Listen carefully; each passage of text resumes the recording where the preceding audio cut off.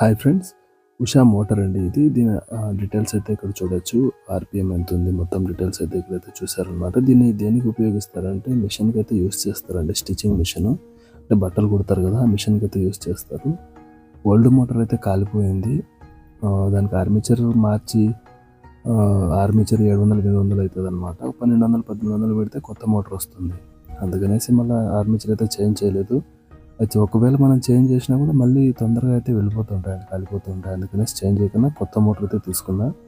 దీంట్లో అయితే యాక్సిలేటర్ ఇచ్చారు, ఆ తర్వాత మోటార్ ఇచ్చాడు, ఇంకా బెల్ట్ అవన్నీ అయితే ఇచ్చాడు అనమాట. చూసారు కదా, వీడియోలో చూసేయండి.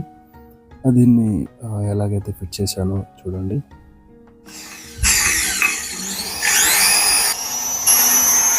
మోటార్ అయితే వర్కింగ్ కండిషన్ బాగుందండి, మొత్తం అయితే చెక్ చేశాను.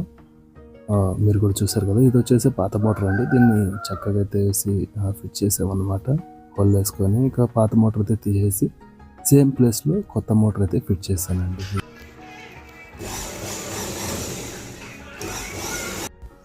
మోటార్ ఫిట్టింగ్ అయిపోయింది, రన్నింగ్ కూడా బాగుందండి.